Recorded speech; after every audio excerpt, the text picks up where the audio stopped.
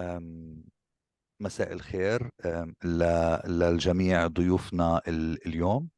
برحب فيكم كل ضيوفنا من الدول العربية والإسلامية، وبمناسبة الإسراء والمعراج بنقول لكم كل عام وأنتم بخير، وإن شاء الله إنه يعني بيكون كمان هذه المناسبة بشرى لانتشار السلام، وأن يعم في فلسطين وفي كل أرجاء العالم. بهذا اللقاء رح يكون معنا حدا من أهم الوسطاء في العالم. بالنسبة لي أنا دائما بحب أقول له الجاد فاذر. كين كلوك هو واحد من أهم الوسطاء في العالم، من الولايات المتحدة الأمريكية. هو المؤسس لجمعية أو مؤسسة وسطاء ما بعد الحدود. وهو مؤلف وباحث وخبير ومحاضر ومدرب في مجال الوساطة. نستضيفه اليوم وإحنا كتير سعيدين بأنه يكون معنا. كان خلال الفترة الماضية نشر ورقة مكونة من 4 صفحات بتحتوي على 50 سؤال. هدول 50 سؤال كيف نفتح حوار حول قضايا صعبة للنقاش والحوار، تحديدا فيما يتعلق بفلسطين إسرائيل. كمان اليوم كان محضر برزنتيشن كبيرة رح نشاركها معكم، كمان هي رح تكون باللغة الإنجليزية. رح نشاركها معكم للاطلاع من طرفكم ومتابعتها. رح نعرضها خلال ندوتين أو لقاءين. رح يكون لقاء اليوم، وكمان لقاء ب 22 الشهر، كمان يوم خميس مش جاي اللي بعده. رح نكون سعيدين بصراحة بهذا الشهر، بشهر اثنين، انه يكون كان معنا عبر لقاءين. اللقاء هذا الأول رح يكون ساعة ونص، ساعة منهم العرض البرزنتيشن تبع كأنه، بعدين رح نخلي كمان نص ساعة لأسئلتكم لمناقشاتكم ولأي شيء اللي بتشعروا بأنه بتحبوا تشاركوه على مستوى الأسئلة لكن أو على مستوى المداخلات. ونفس الشيء رح نتابعه ونكمله إن شاء الله بعد أسبوعين. كان أهلا وسهلا فيك، تفضل.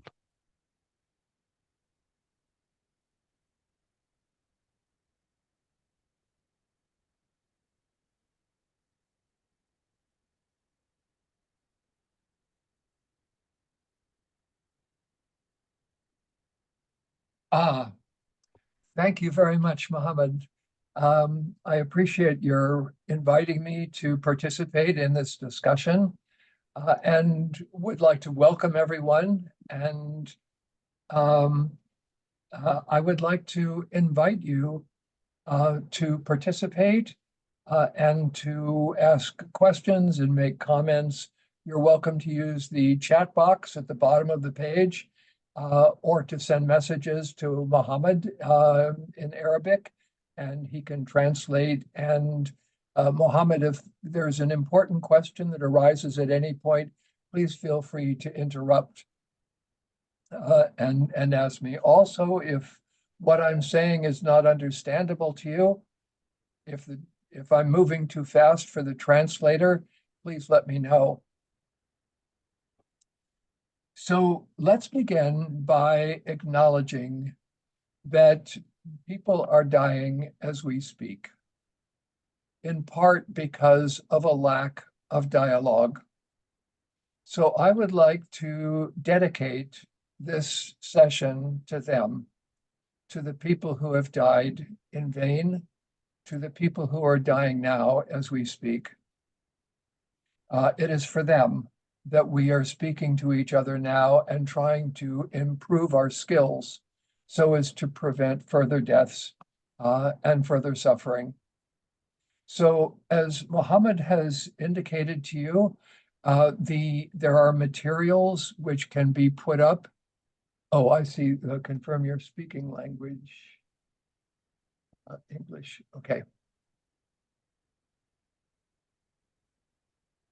Okay. So the materials are in English, but you are welcome to translate them into Arabic. And if they can be put into the chat section so that people can download them, you are welcome to download the materials. They are more than 130 pages, and they're all about how to conduct dialogues, how to organize them, how to design them, how to facilitate them, And the purpose of this is to expand your skills. And the difficulty is that everything that I am going to say in these sessions, the 2 sessions today and in 2 weeks, and everything that is written in the materials comes from my specific cultural experience as someone who was born in the United States and grew up here, but someone who has also worked internationally. I've worked in about 30 countries around the world, and I have conducted dozens of dialogues between groups of people who are who disagree with each other or are in conflict. I have also been a mediator for 43 years, and I have mediated thousands and thousands and thousands of disputes. And while every dispute is different, there are also commonalities. So what I would like to suggest that you do is to translate what I'm saying into your culture, into something that is useful where you are working, into Islamic culture, into the Middle East, into your own particular ideas about what is going to work and what isn't. And we have to start with a fundamental idea. There is no fixed formula for what will work and what will not. The very thing that works at 7 p.m. is going to fail at 7:10. And so what we have to do in dialogue, as in mediation, is to try to be on top of whatever it is that is taking place. Now, when I've indicated that you are going to be getting the materials, that those will be posted in the chat room, I also want to say that those materials are now yours. They belong to you. You're welcome to use them. You do not have to ask for my permission. If there are any slides in there that you feel like using, please feel free to do that, because my goal here is to improve your skills in being able to organize dialogues in your communities and to become better at facilitating dialogues wherever you go. In order to speak successfully and teach successfully about the possibilities of dialogue, we need to begin by recognizing a fundamental aspect of conflict. In scientific language, we can say that conflict can be described, and I use a word now which is in English, as a fractal. And what the scientific word fractal means is self-similar on all scales. So there is something similar in the way that a mountain range looks close up and far away. And that self-similarity gives us the ability to scale up and scale down. So when we are confronting large-scale conflicts that are very difficult to handle, one of the ways of understanding and becoming more successful in handling them is to shrink them down to a smaller size. So instead of starting with the war in Gaza, or in Ukraine, or in Sudan, or in Tigray, or in Myanmar, or wherever else it is on the planet, let's begin by considering 2 young children who are fighting on a playground. And ask ourselves the question, what would we do if we were present in the midst of that fighting? And here I think we can see that there are fundamentally 6 levels of intervention that are possible for us, either as mediators or as dialogue facilitators. Step one, we want to de-escalate and stop the fighting. How do we do that? We separate people. We put them in different parts of the playground. We talk to each child separately, and we try to calm them down. When they are speaking to us, they are not speaking to each other, so they are not fighting in the same way that they would be fighting if they were only with each other. And so the possibility of their conversation begins by stopping the conversation that isn't working, separating them, giving them an opportunity to calm down, and then trying to start a conversation that will work.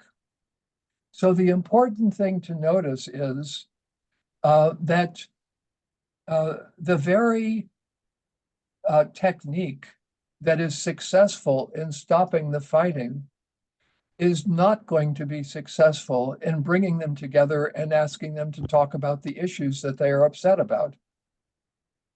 And so we can see that there are levels of dispute resolution. Yes, did you, Monis, did you have a question or a comment, or you're just holding your hand up? Thank you. Okay, good. So that's the second level. Level one, stop the fighting. Level, that is ceasefire. Stop people from shooting each other, because you can't have a conversation while people are shooting at each other or while the kids are actively fighting with each other. The second step is then to create a conversation which is about the issues. And here there is a fundamental rule which is offered to us by two writers from the United States who were at Harvard University, Roger Fisher and William Ury. And in their very classic, wonderful book, which I know is translated into Arabic, it is called Getting to Yes, but I don't know what the Arabic title would be. But in Getting to Yes, Roger Fisher and William Ury say this: rule number one, separate the person from the problem. Be soft on the person and hard on the problem. If you are hard on the person, you're just going to alienate them and they won't listen to anything that you say. And if you are soft on the problem, you may be very friendly with them, but nothing will change. And so we can see immediately that this is much more complex than a ceasefire. A ceasefire is relatively simple, but this is a complicated maneuver. It requires two steps: being soft on the person and being hard on the problem. After, of course, having separated the person from the problem. This allows us then to create a conversation. How do we do this? We simply ask the question, what is the problem? What are you trying to achieve? What is upsetting you? What happened? What would you like to see take place? There are thousands of questions like this that can focus people on the problem as an it, in quotes, rather than as a you. So notice now that when these two young kids come together on a school playground and begin to fight, if we ask the question, what is the very first word that is likely to be spoken by each child to the other, the answer probably is the word you, together with an accusation. You are, and now there is an insult that follows. and they insult each other. But notice that the very first word is the word you, presented in a negative way. What is the word you? It is a pronoun. And there are other pronouns. In English, I don't understand Arabic, so I can't tell you whether there is an analogy.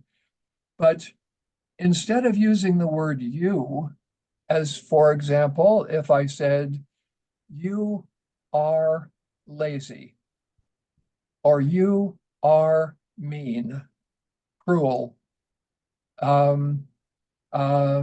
you are insulting, whatever the word might happen to be, that is one formulation, and the form of that statement is an accusation. And what happens if you accuse someone of something? Answer, they become defensive and they accuse you of something else. Those are the two automatic responses. But if we use the example, you are lazy, what's another way of saying that? Well, if instead of saying you, we use the pronoun it, here's the form it would take. There is a lot of work to be done. Which work would you like to do? That's an example of using the pronoun it, that is describing the problem as a problem of how work is distributed. We could also use the pronoun I, as in, I am doing a lot of work and I don't see you helping me and I would like you to help me. Can you give me a hand? The content is the same as in the expression, you are lazy. But notice that what we have done is we have shifted now from you are the problem to it is the problem, or I have a problem. And now you're not going to get defensive in the same way. Or third, we can also say, we have a problem, as in, there is a lot of work for us to do. How shall we divide it? And notice that there is a fundamental difference in how we express this. And I'm using this very small example because it's much easier now to think about what we would do in a larger context. That is, first, we draw people together and we try.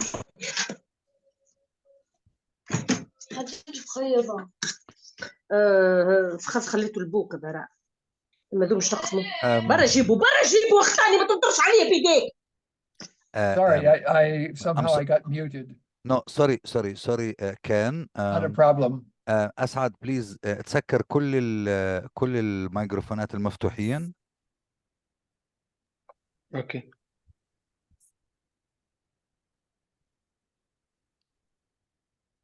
Great. Okay, so let me see if I can restate what I was saying. What separates mediation and dialogue from other forms of problem solving is, in the first place, that we are careful to make sure that we do not put people in the position of automatically defending themselves and automatically counterattacking because they feel attacked, because we have identified them as the problem. So the difficulty is this: how then do we talk about what they have done? And the answer is there is a difference between the person and their behavior. Attacking the behavior is something that we are able to deal with. Yes, these are the materials. Thank you for putting those up. And those should be available. I'm not sure if those are now in the chat box or not. Have those gone in? Can people download those? Mohammed, are those available now? Or? Yeah. Hiba will share them right now. My colleague Hiba will share them Great. right now on the chat to be available for downloading for everybody with us. Great. Thank you, Hiba. Yeah. So now the goal of both mediation and dialogue is to focus people on the issues that need to be resolved. What are the topics? What are the places where we get into conflict with one another? And that includes the behaviors that we engage in when we are in conflict with one another, the insults that we bring to each other, the disrespect, the lack of respectful communication, the lack of dignity, the lack of safety. The behaviors of people are ones that can be addressed separate from identifying that person as the problem. We're now at only step number 2, and there are 6. So first, we de-escalate and try to stop the fighting. Second, after we have done that, we try to bring people together to talk about the issues and settle the issues. But in the conversation about settling the issues, what we discover is that it isn't just about the issues, it is also about the emotional responses that people have to those issues and the ways that they think about those issues. And so what mediation and dialogue represent are what we call interest-based forms of problem solving. And here's what that means. There is a fundamental difference between a position, which is what you want, and an interest, which is the reason why you want it. So if there is something that you want, you either get it or you don't get it. But if there is a reason why you want it, there may be many ways in which you can satisfy that reason without necessarily getting it or not getting it. So, for example, if we are in a room together and there is an air conditioning unit that is operating in the room, the air conditioning unit can be on or off. And we can divide this group in half and say, that one half wants the air conditioning unit to be on, and the other half wants the air conditioning unit to be off. How do we solve this problem? Because the air conditioning unit can only be on or off. The answer is there are 3 ways. Way number 1, we resolve it on the basis of power. Whoever is the biggest person in the room, the strongest person in the room, whoever has the most weapons, whoever has the most people on their side, whoever is the most articulate and can convince people to join them, those are all forms of power. But if I have, let's say that one half of this group wins and the air conditioning unit is on, how does the other half feel? The answer is not very good. And so what has happened is that we have alienated half of the group because one half has the power and the other half doesn't. And now what happens if one half always has the power and the other half never has the power? And the answer is we can then predict that not only will people feel resentful, but those with power will begin to brutalize the people who do not have it. And this is the basic idea of colonialism and of domination and of a series of different ways in which we exercise power over and against others. So now what? What do we do? Well, if power isn't successful in solving the problem, we go to the next step, which is we try to resolve it on the basis of rights. That is, written documents, laws, constitutions, legal principles. But the difficulty is, as we can see in every war, even the Geneva Accords on war crimes do not last if people are not committed to following them, and instead decide to resort to power. And so you only have the rights that you are able to secure from power. What are rights? Rights are limitations on the exercise of power, but they're useful. This is what a written peace agreement is about. It's an effort to write down, here's what's going to happen, and then have that be available to someone to come in and say, you didn't do what you said you would do, and we are going to order that you do it. And this, of course, is what South Africa did with the International Court of Justice. But the difficulty now is, where's the enforcement? And what enforcement requires is power. So if we try to resolve the dispute over the air conditioner, the air conditioning unit on the basis of power, many people are dissatisfied. If we try to, because it's win-lose, one side wins, the other side loses. If we try to do it on the basis of rights, we do it maybe where the air conditioning unit is on for 2 hours and it's off for 1 hour. That might be a typical compromise, rights-based solution. But there is a third approach. And the third approach is to try to resolve it on the basis of interests. What does that mean? It means we ask the question, why do you want the air conditioning unit to be off? Answer, we're freezing because it's too cold.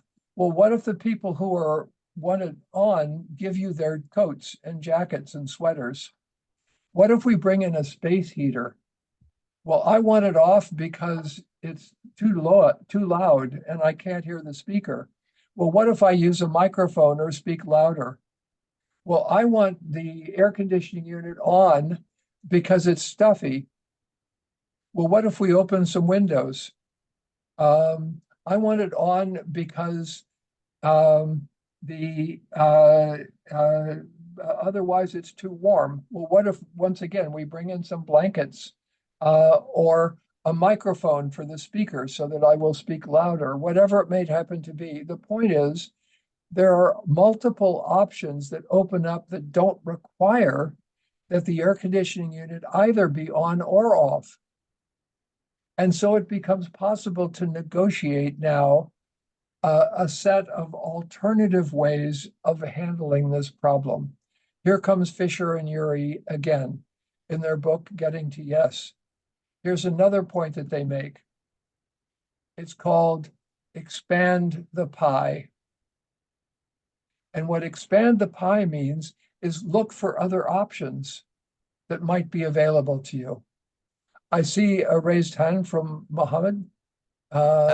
Yeah, Ken, but maybe we can make it later on if you want to continue, or Sure, you want to sure. take questions right now. I think let's make it later on. That's it. Sure. And so, Muhammad, if Thank you you. would put your question in the chat box, Of course. then the other Muhammad can tell me if this is important enough for us to stop here. So notice now that we have a new option that has opened up, the option of an interest-based approach to problem solving. And all that it consists of is the question, why? Why is that important to you? Why do you want that? Why does that feel so, do you feel so passionately about that? And now we can see that we can use this same technique in political conflicts. Here is one of my favorite questions in political conflicts. And it is, very powerful because it bypasses all of the arguments, the political arguments that people make, and instead gives us new information. Here's the question. What life experiences have you had that have led you to feel so passionately about this issue? What has happened in your life that has led you to feel so deeply and passionately about this issue? This is not a question that you would ask in a court of law, but it is a question that you would ask in mediation and in dialogue. So now let me give you an example of a large-scale dialogue that I conducted, which this technique was useful. And let me begin by saying that I have conducted dialogues between Ukrainians and Russians, between Georgians and Russians, between Azerbaijanis and Armenians, between Nicaraguans and the Contras who were opposed to them, the military fighting force. I have conducted dialogues in Cuba, in several countries in Asia, and and in Pakistan, in India, in a variety of different countries. Here is one that I did in Greece. And this is a dialogue between immigrants and Greek citizens who are opposed to immigration. And this is a very hot issue in Athens because many, many people go to Athens, to Greece, because there are so many islands, and so the border is the largest border in all of Europe, maybe even in the world, or close to it. Maybe Indonesia has a larger border. But the point is, there are many points of entry and many immigrants come, and there are many Greek citizens who are upset about this. So here are the first two questions, opening questions. Question one, have you personally, in your own life, in a family or a neighborhood or a school or a workplace, ever been the new one? And everybody else has been there for a while, and now you're the new one coming in. And what did that feel like? How were you treated? What happened? Question two, have you personally in your life, in a family or a neighborhood or a school or a workplace, ever been the one who has been there for a while, and now new people are coming in and changing everything? And what did that feel like? How were you treated? What happened? And now we can see that in just two questions, it is possible for people to begin to understand what it might feel like to be the new one, coming into a country that you have never been in before, where you don't understand the language, where you're not accepted, where you're actually rejected by the people who live there, even hated. And then to understand the opposite. And then we can begin to start to move in the direction of dialogue. Here's another one. This is specifically within the United States.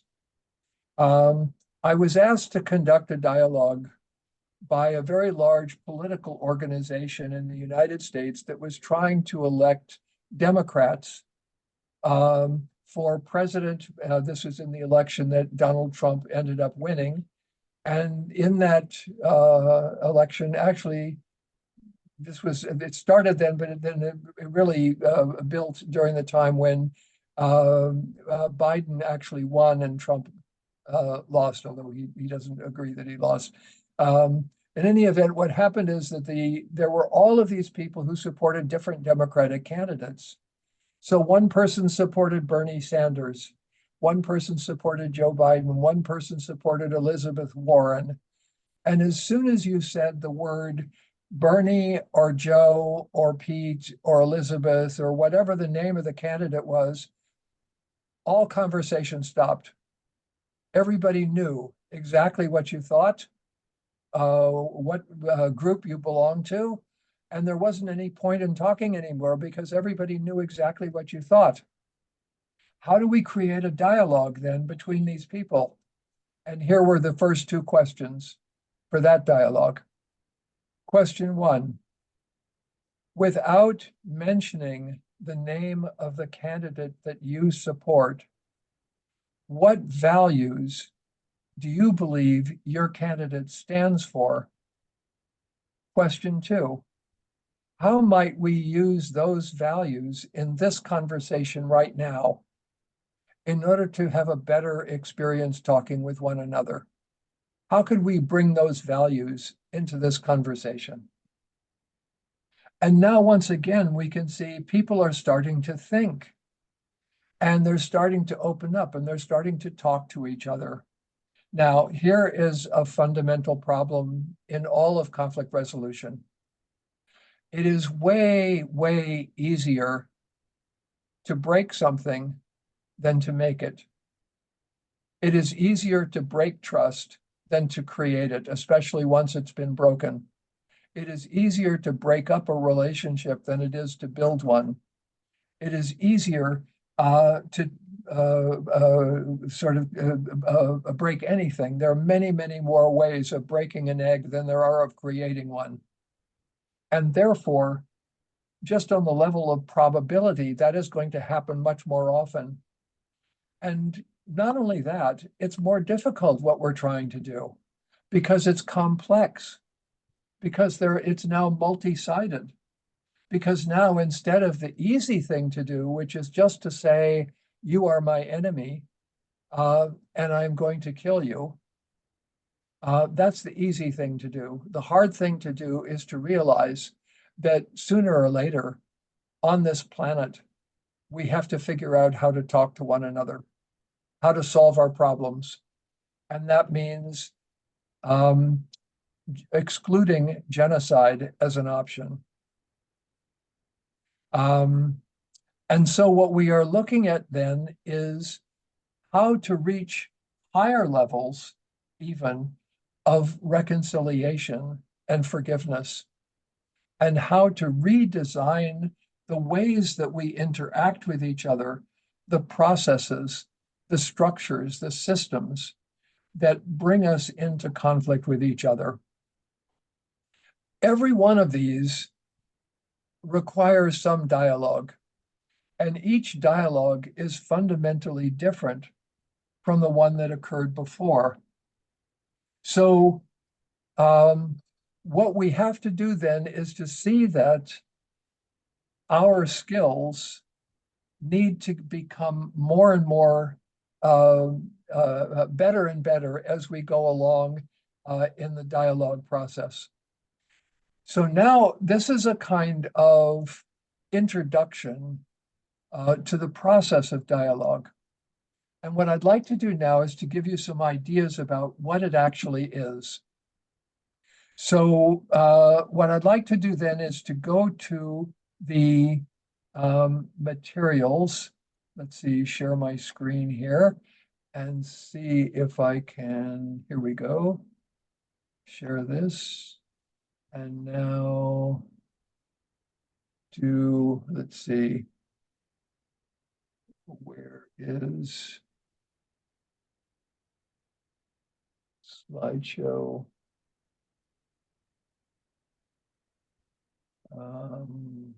Here we go. Okay, so here are some different processes. Oops, let me go back here. Facilitating is just moderating a group conversation, helping to make it go easier. So the fundamental root in English of the word facilitate is the word facile, meaning easy. So the goal of the facilitator is to make the conversation easy. Mediation we can think of as a three-party process for resolving external conflicts. conflicts that occur, that is, between other people, not the mediators. Conflict coaching is a two-party process where the mediator is one of those people for resolving internal conflicts between people. Conflict resolution systems design means designing systems to settle and resolve conflicts and draw people into dialogue. This is something we will come to in the second session. Settlement is reaching an agreement. Resolution is resolving the underlying reasons for the dispute, the reasons that gave rise to it and will continue to give rise to it even after you've settled a single dispute. So children may argue with each other about who gets which piece of food, who gets a piece of cake, which piece of cake, as an example. And they may settle that, but they will not resolve the underlying problem of their competition over any resource that's scarce. A monologue is what one person thinks and them expressing what they think. Debate is two people alternating expressing what they think. That is, a debate is a serial monologue, one monologue after another. But a dialogue is an exchange of understandings and learnings in what we think of as a win-win process. And by a win-win process, we mean it's not either or, it can be both and.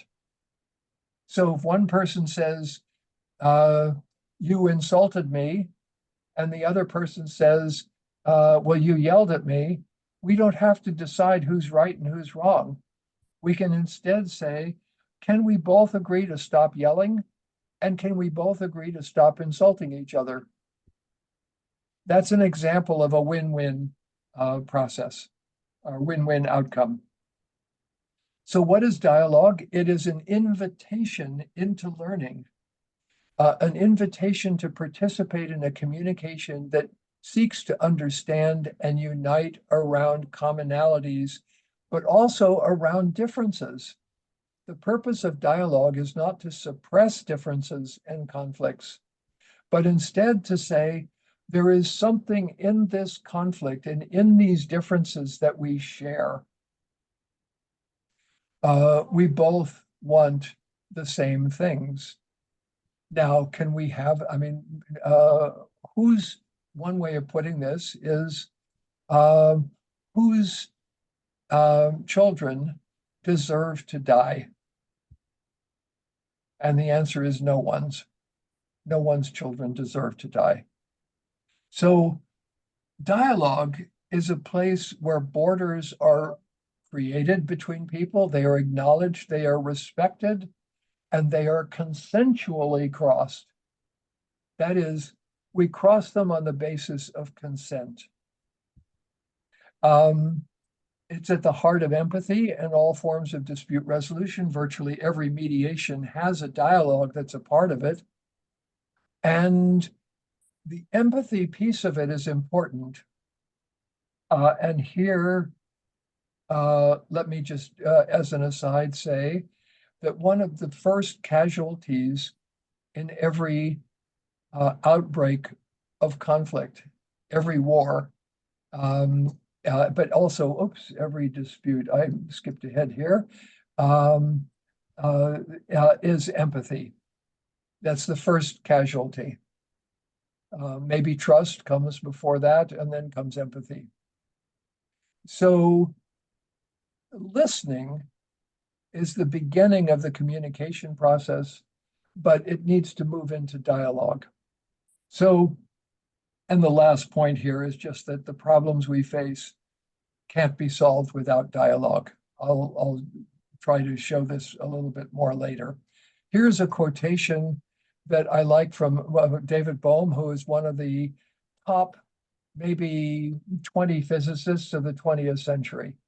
A very interesting man and a very brilliant man who later in his life, after being a physicist, studied dialogue. And he describes dialogue as the stream of meaning that flows between us. I like that.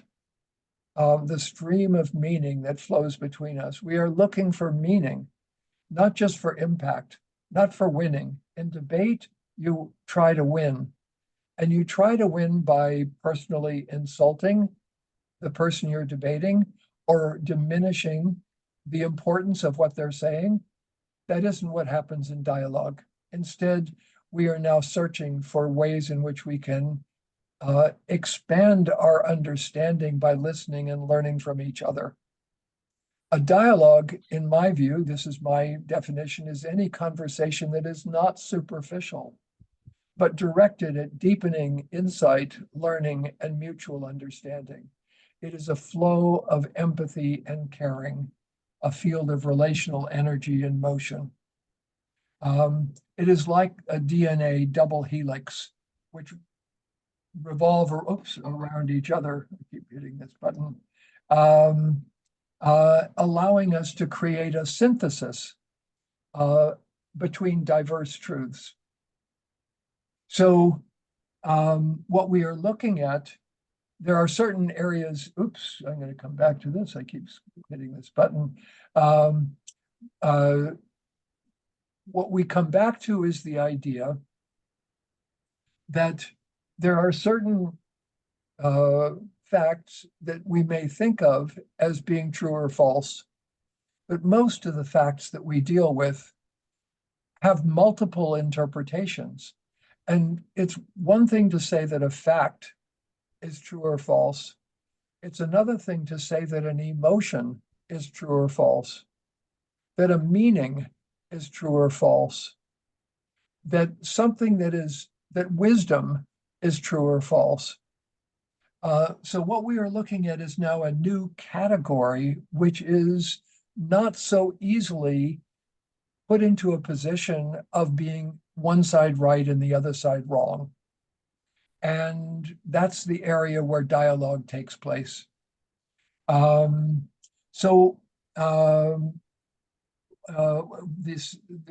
I'd like to suggest is that, well, I'm going to come back to this idea, and let's move instead to something else. I'll come back to this in a moment. Okay, let's go to this diagram of what the synthesis is. This is basic Hegel, Hegel's philosophy about the dialectic. Actually originates in, goes all the way back to Plato and Aristotle, written about by Marx and by various other people. So there's the issue or the problem, which we can think of as idea A. The opposite of idea A is its antithesis, and that's where we see the difference between idea A and idea B. But what we want to see if we can do is to go to idea C, and idea C is where we get to a deeper sense of what is at the heart of the issue or the problem. And that's really what we are looking for. And I can tell you this, and everyone who has done mediations has some understanding of this. The presenting issues that the parties are arguing about is almost never what it is that they really mean, what they're really worried about, what they're really upset about. Think of your own marriage, of conflicts between spouses, conflicts between children. They may insult each other in various ways, but what they really want is something that lies beneath the surface and that they don't mention because it's too important to them.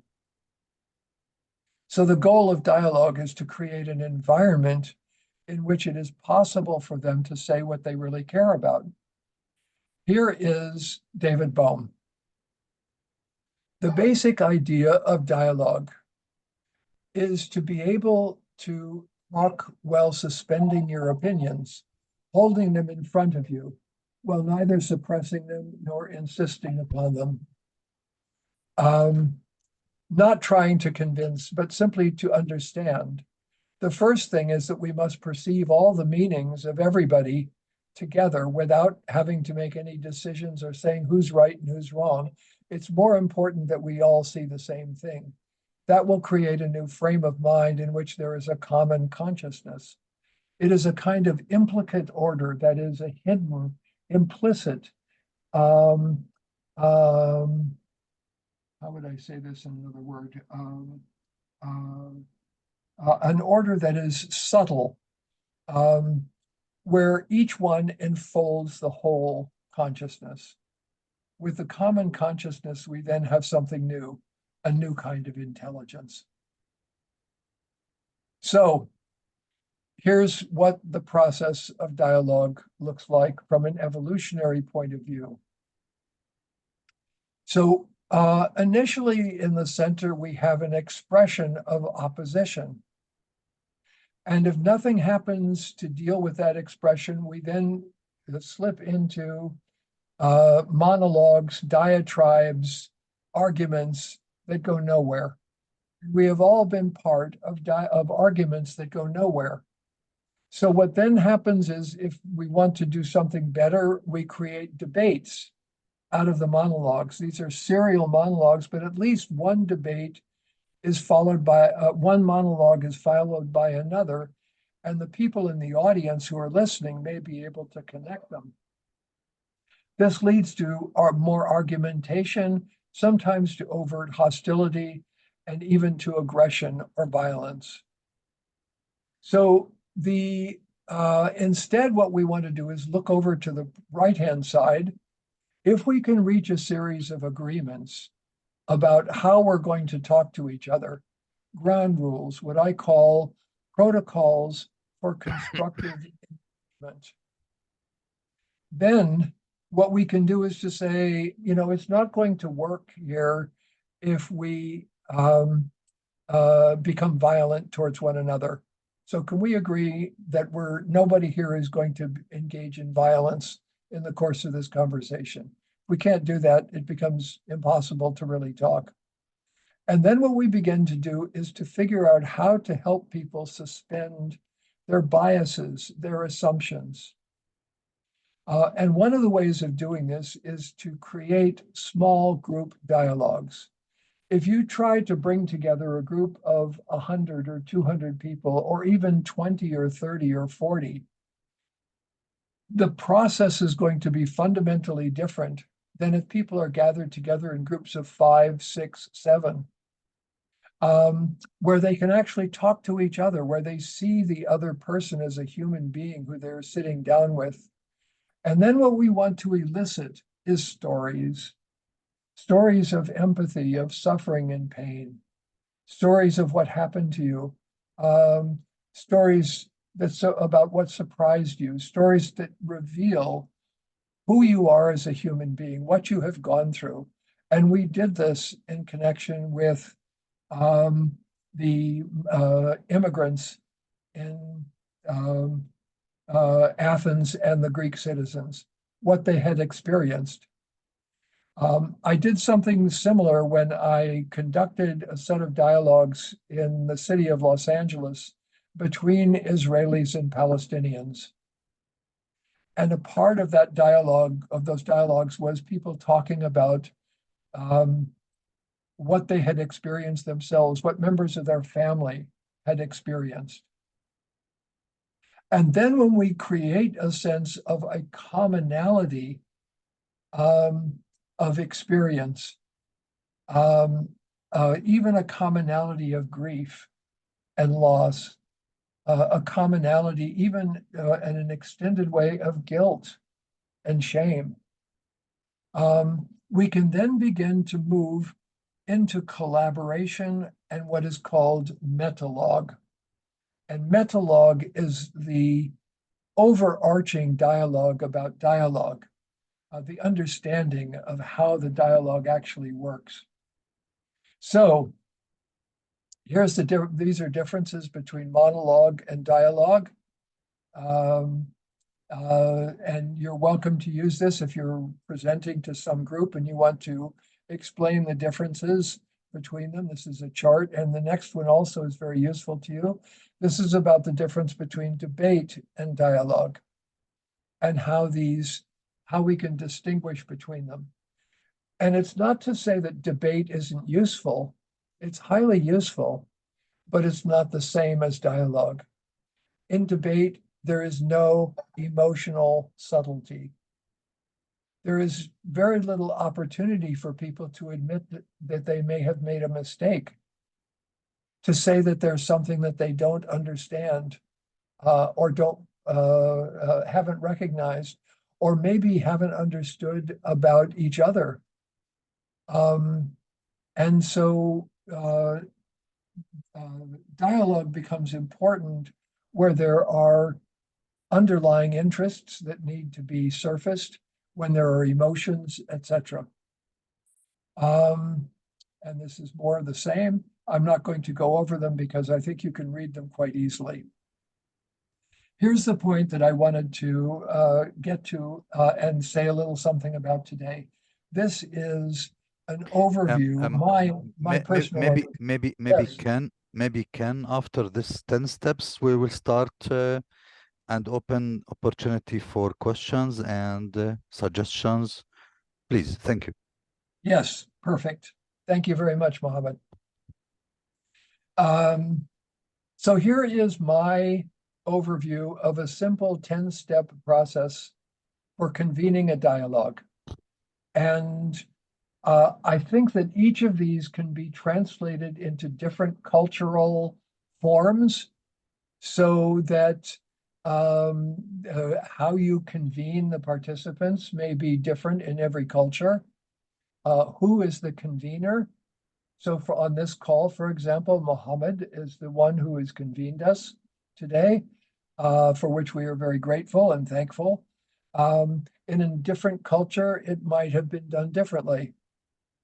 So convening is a big part of the process.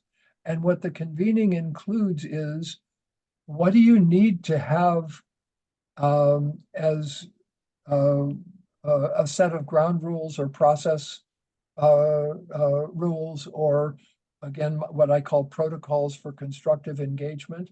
What do you need for both sides to agree to in order for this conversation to be successful?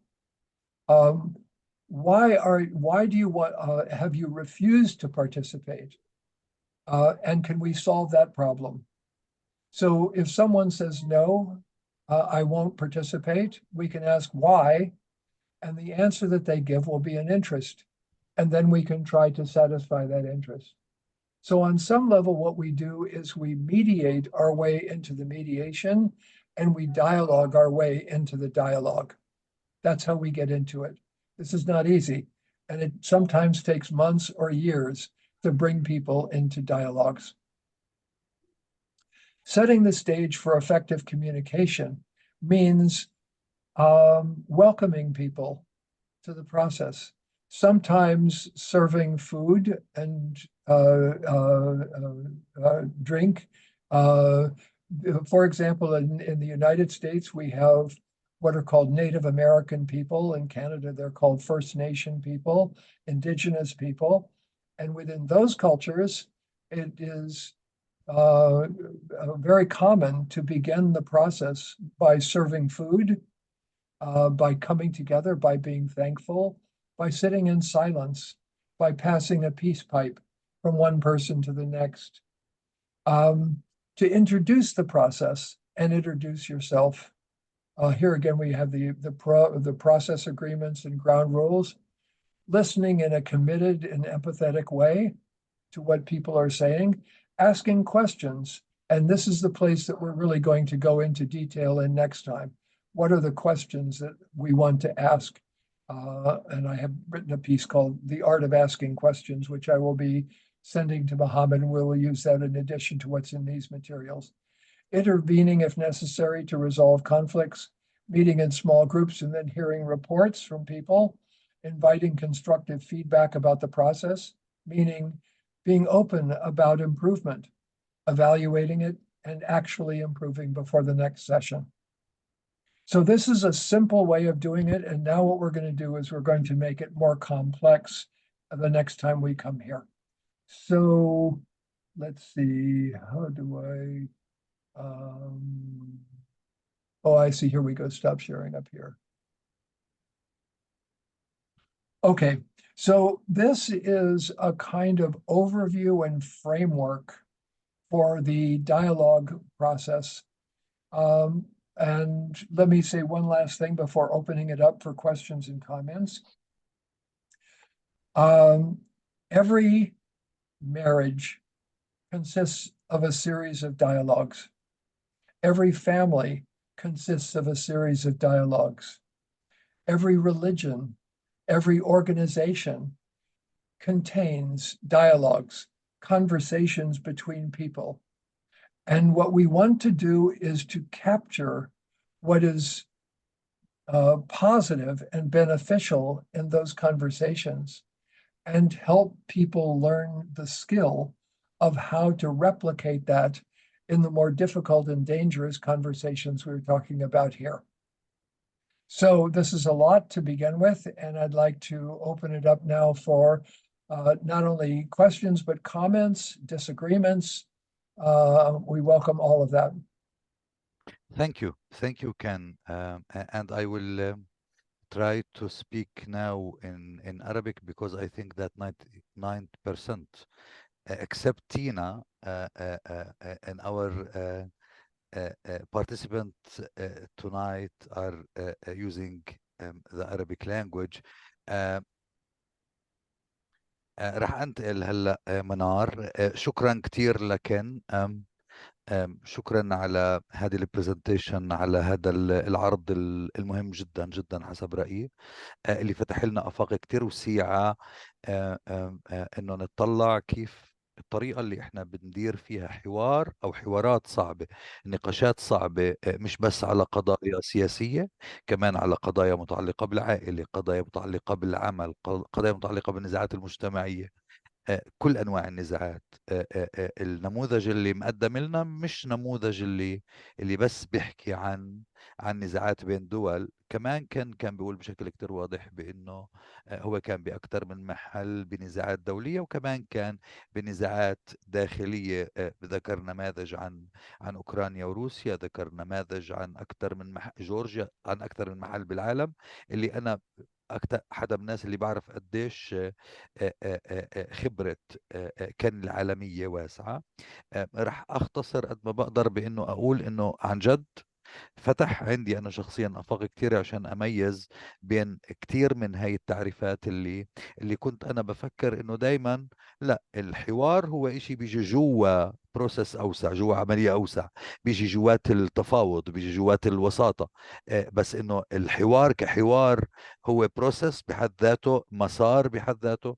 هذا مثلا أنا محتاج أكثر أنه نوقف عنده.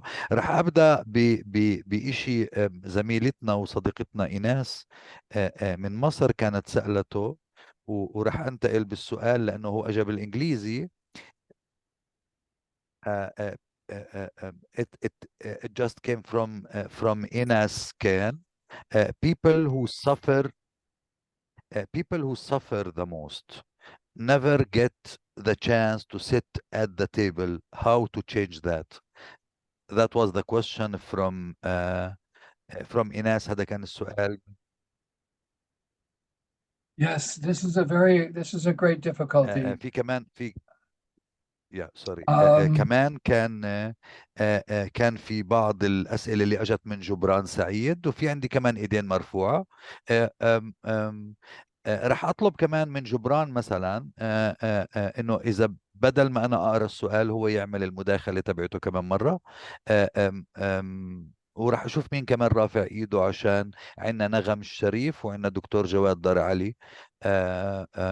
خلينا ناخد نجاوب أولا على سؤال إيناس كان، بعدين ناخد جبران، بعدين نغم، بعدين دكتور جواد. تفضل.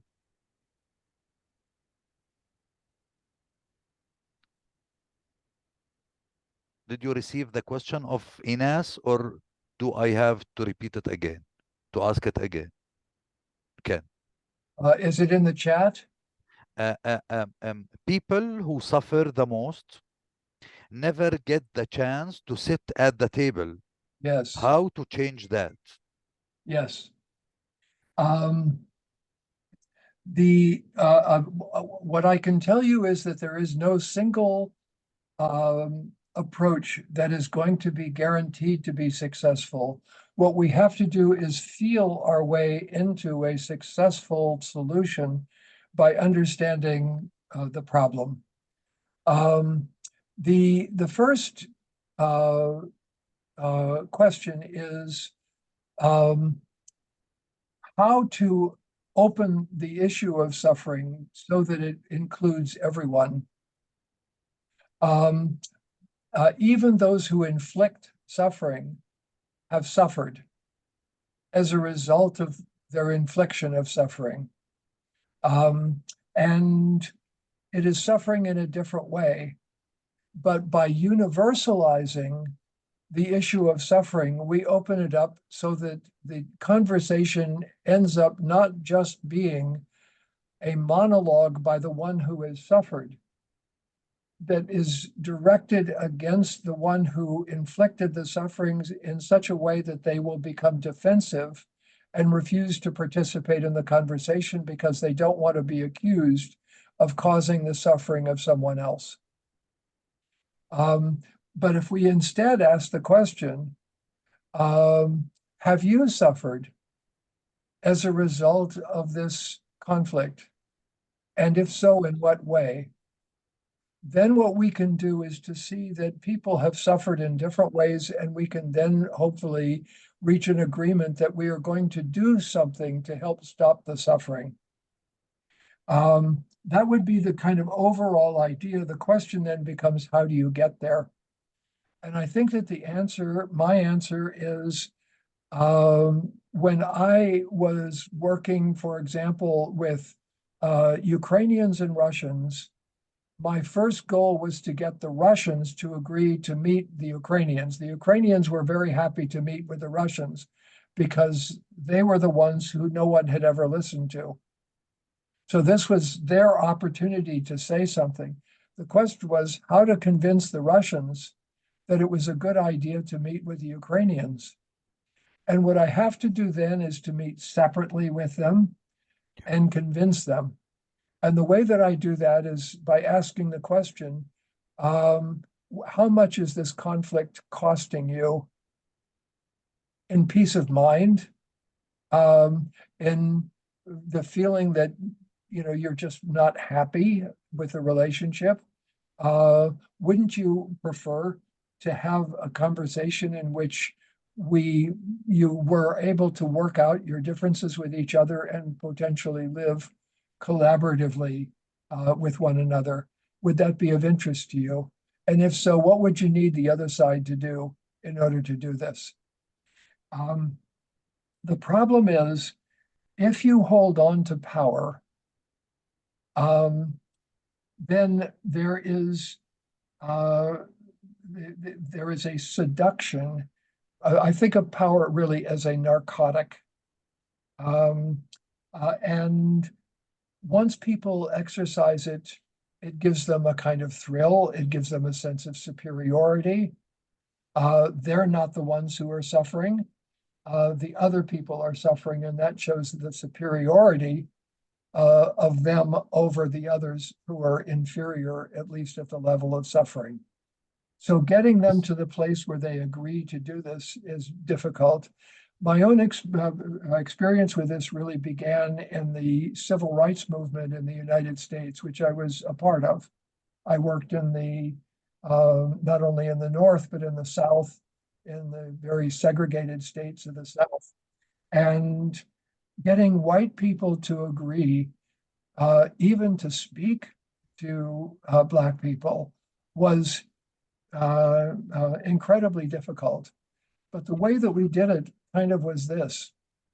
There was a program that was called the Listening Project that tried to create dialogues. And here's what they did.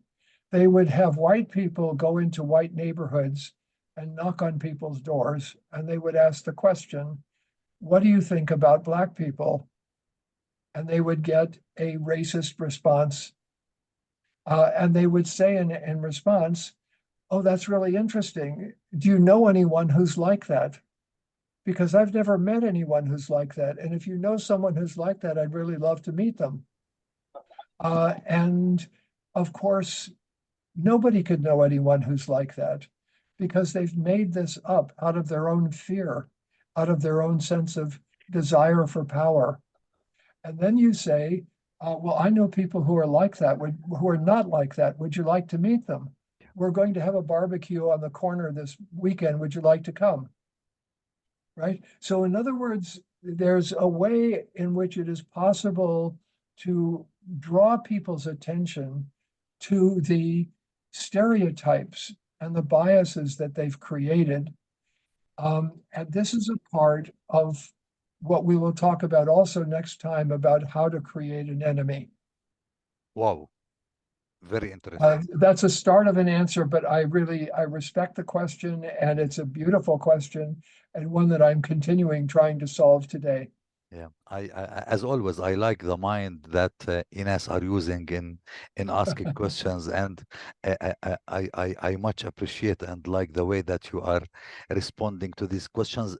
Let's have Nagam, and after that, let's have Maulay Al Hassan Suwaidi, and we have also Dr. Jawad, and we have also Miss Iman Nazal, and we still have Jubran. And Tina, she sent also a question, but let's start with Nagam. Please, Nagam. Nagam Sharif. يعطيكم العافية. أنا كتير مبسوطة على طريقة اللي حكى فيها الدكتور معنا. اللي حابة أول إشي أحكي إنه أكيد الحوار هو يعني أساس Can you say كتير that again? مهم. I'm sorry, I couldn't hear the beginning. أوكي خلص. Nagam? لا أوكي، أنا بشكره كتير أولها على العرض اللي كان كتير مشوق وحلو. اللي راح أحكيه إنه أكيد أسلوب الحوار إشي أنا بعتبره للأسف للوقت الحالي وهو هدف وليس وسيلة، لأنه إحنا لسه للأسف في عنا مشكلة في الحوار، وذلك لسبب أنا بجده كتير أساسي هو أهلية الحوار. أهلية الحوار مش موجودة لأنه للأسف ما في عندنا ثقافة التقبل. أنا ما بقصد علينا إحنا أو على شخص محدد بشكل عام، وهذا الإشي للأسف كان نتيجة أشياء معينة مثل ربط الدين، اللون، الجنس، تعميم هاي الأشياء في المجتمع خلق مجتمع لا يقبل الحوار. كما وإنه أيضا أنا بجد في الصراع، بديش أعتبره الصراع، في الحرب اللي عم بتصير هلأ، إنه من الصعب أنت تقول للطرف الضعيف حاور، لأنه للأسف هذا الشخص نقول محاصر والسلاح فوق راسه، فهذا الشخص أصلا يعني لسه عنده مشاكل، وأكيد عنده غير الصدمات النفسية اللي موجودة عنده. وبتوقع إنه الطريقة الأساسية للوصول للحوار، هذا رأيي الشخصي، إنه نتعامل بطريقة التاجر، أفوز تفوز، أشوف المصالح اللي أنا بشوفها بهذا الموضوع، ومن هون ببلش الحوار. ويعطيكم العافية. Thank you very much for that. Can please, may I suggest, do you want to answer question by question, or to take maybe 2 or 3 questions? What do you prefer? Well, let me just try to answer this one a little bit. This is very good. The answer is yes, it is extremely difficult to do this. And here I think there are 2 problems. First, there is the problem of what happens at the level of the nation state, what happens at the level of the leaders of governments. And the second is what happens at the level of culture, of society, and of people's belief in the ability, the possibility of creating these dialogues.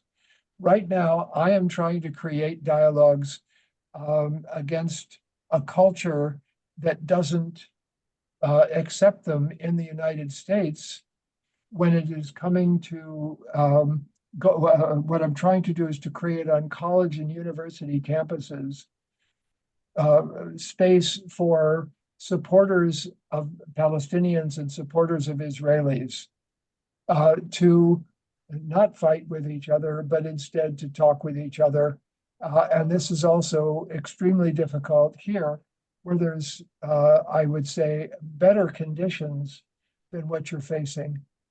But I'd like to go back to what I was said in the beginning. The first step is to stop the fighting. As long as shooting is going on, dialogue is not going to be acceptable to anyone. So the difficulty is that war drives out dialogue, but it's also true that dialogue drives out war. So the purpose of a ceasefire is to say, not we're done now, but now's a time when we really can begin to build a conversation in which both sides have the ability to have interests that are important to them, and to see if we can't satisfy both sides' interests at the same time. Thank you for that. Yeah, thank you, Ken. The next, But I just want to say, and I will try to do it also in Arabic. Manar, you are okay with the translation, right? ولا تعبتي شوي? I just want to say that we have only 10 minutes. So let's try يعني to be قد ما بنقدر باختصار. دكتور جواد دار علي.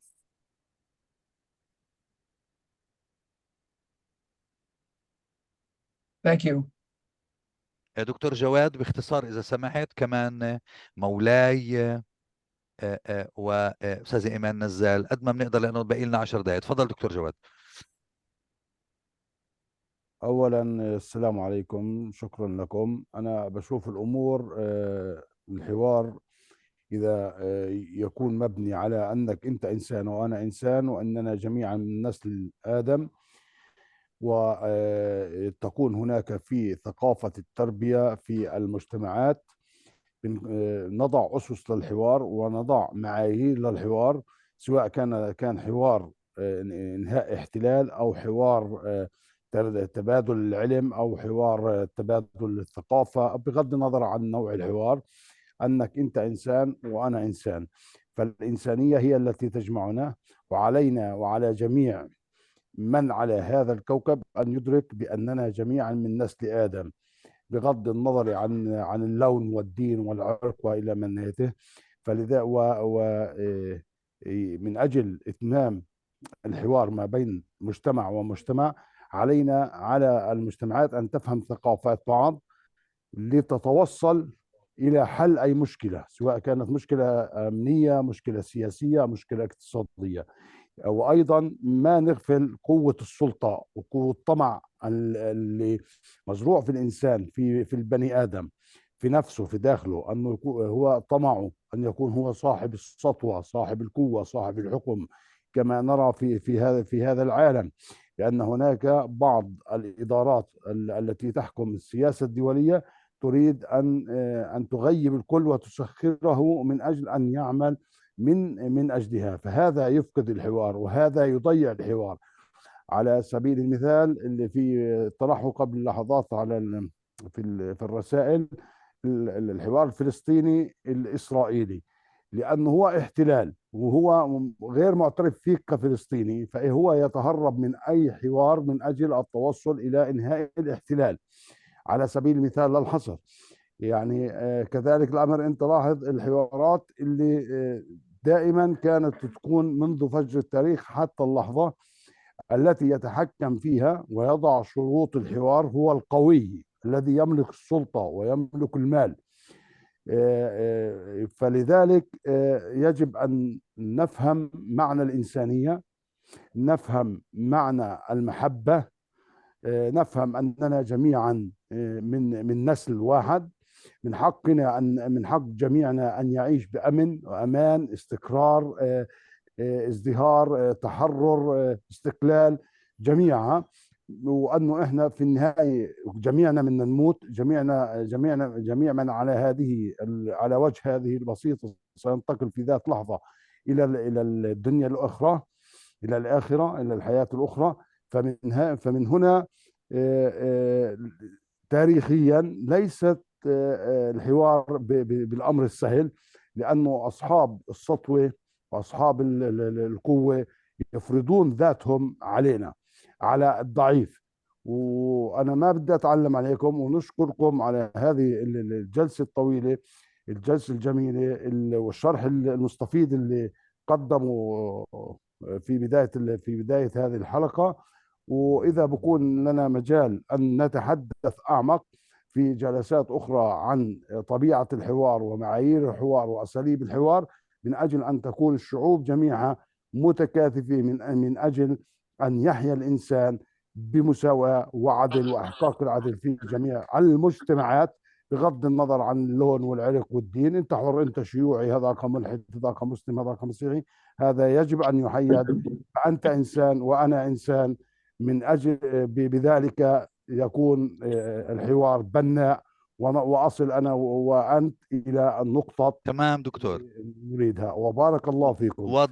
واضحة جدا. بس شكرا دكتور جواد بس على هاي المداخلة لا المهمة. بس لحظة، أنا بالطبع تخصصي هو الفلسفة في الإسلام ومفهوم الأمن السياسي في القرآن. وبارك الله فيكم. شكرا ما شاء الله عنك دكتور، شكرا.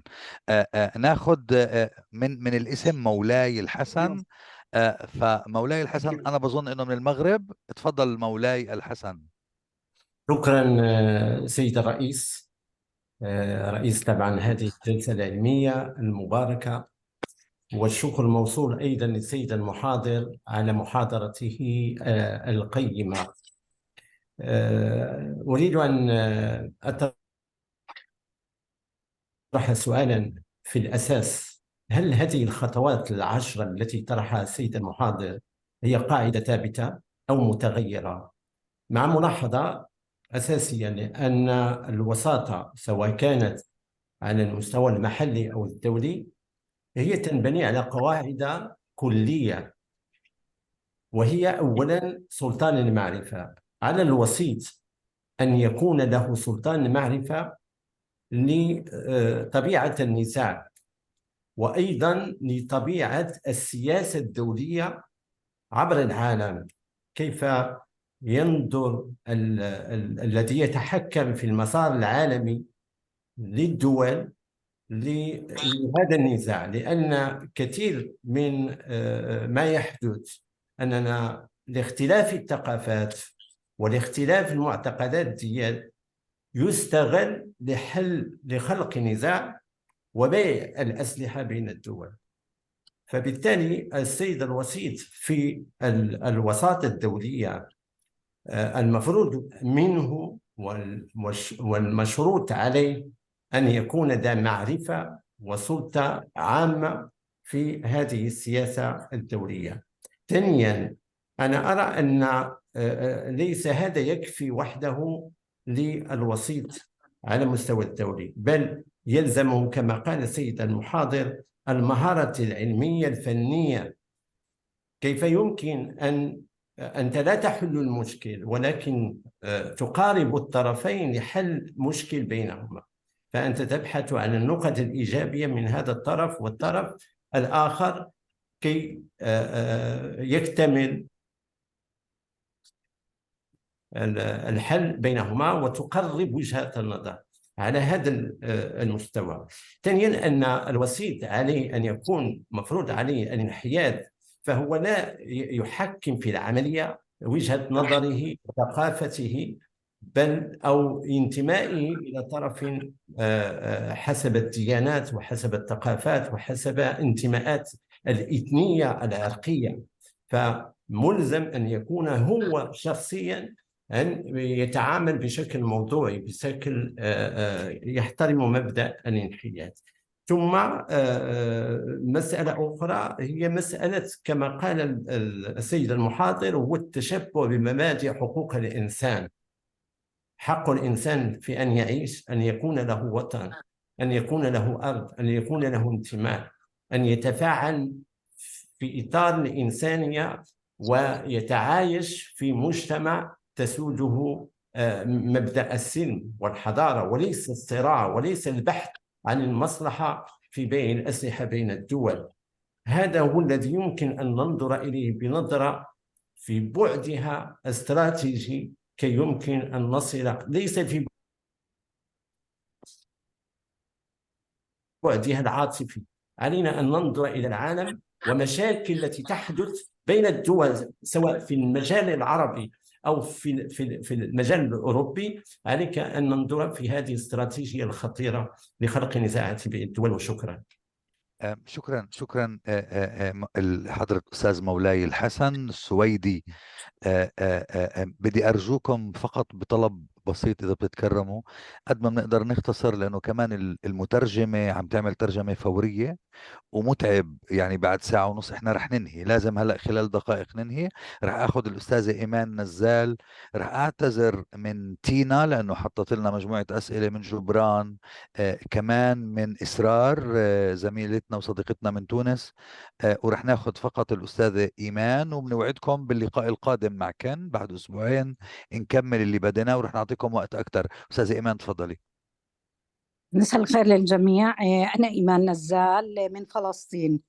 يعني أنا كتير مبسوطة أو استفدت من هذا اللقاء بالحوار أو الأسس. أنا اللي بسأله هنا الأسئلة مين عن الوسطاء. يعني إحنا لغة الحوار هي لغة عالمية، لغة متقدمة، لغة مفترض إنه هي تكون الحوارات لحل كل مشاكلنا، سواء كان حتى الاجتماعية ولا السياسية ولا أي قضية فيها اختلاف. ولكن اللي بيصير إنه الوسيط هو باخذ كمان أحيانا دور التحيز أو الشخص المتحيز أو الجهة المتحيزة لصالح فئة ضد فئة. والحوار للأسف إنه القوة هي اللي بتسيطر على الحوارات الحالية اللي إحنا بنعيشها حاليا. يعني الضعيف أو المستضعفين هم ما إلهم ظهر يحميهم زي ما بنحكي بالعامية. اللي بشوفه أنا من خلال كل الحوارات اللي بتصير إنه هي القوة اللي بتسيطر. إذا إنها القوة اللي بتسيطر والقوة اللي بتفرض حالها والقوة اللي هي تحالفات بتصير داخل الحوارات، إذا إحنا ما بنروح على نتيجة إنه هاي الحوارات هي عمالها بتنتج الإشي الإيجابي. إذا إحنا خلينا يعني في هاي الحوارات أنا بسأل شو أهميتها ومين هم أصلا اللي بنصبوا حالهم ليكونوا وسطاء. يعني الحوار الفلسطيني مثلا، النقاش اللي بيصير على أي مرحلة للنزاعات بيكون فيه مواثيق دولية، بيكون اتفاقيات عالمية.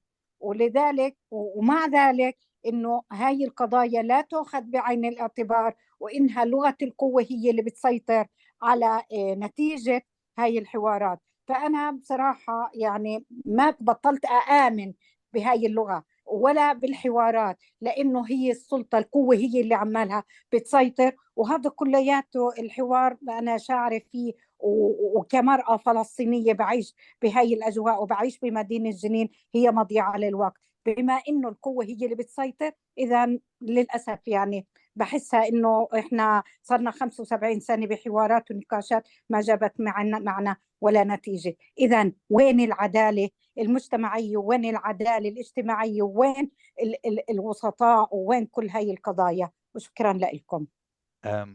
شكرا أستاذة إيمان. can please can please if we can make it in 3 minutes 4 minutes because Manar our Yes. translator is feeling يعني it's not easy for her. Please thank you. Yes, I will try to respond. First of all, these are wonderful comments, absolutely wonderful. And they point us, all of them, in several directions. And I would like to invite us to address those in more detail next time. But for right now, I would like to say this. First, with respect to the last comment, I wrote a book several years ago called Mediating Dangerously, in which I look at the issue of neutrality and bias and suggest that instead of pulling back and not really being biased against either side, there is an alternative, which is to be biased in favor of both people at the same time, both sets of interests at the same time. And I call this omnipartiality, which doesn't mean that you agree with what someone is saying, but that you accept them as a human being. Or as the first person who spoke earlier said, we are all children of Adam, that it acknowledges that fact. The second point is with regard to, I'm sorry, I don't know how to pronounce your name, I'll just call you Moulay. The point that was made, we do have to have expertise. And we do have to have knowledge about what is happening in the world. And we also need heart knowledge. We need wisdom. We need kindness. We need a capacity to hear other people's suffering.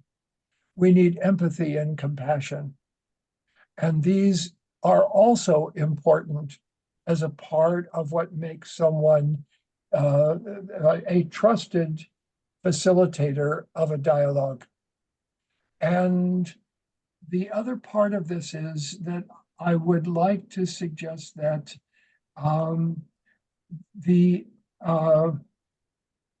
in every conflict, the first thing that people do is they resort to power.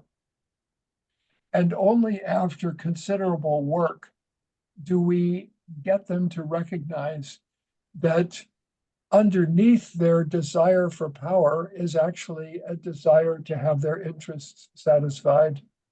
This is what the human being is able to find in what all of the arguments that are made.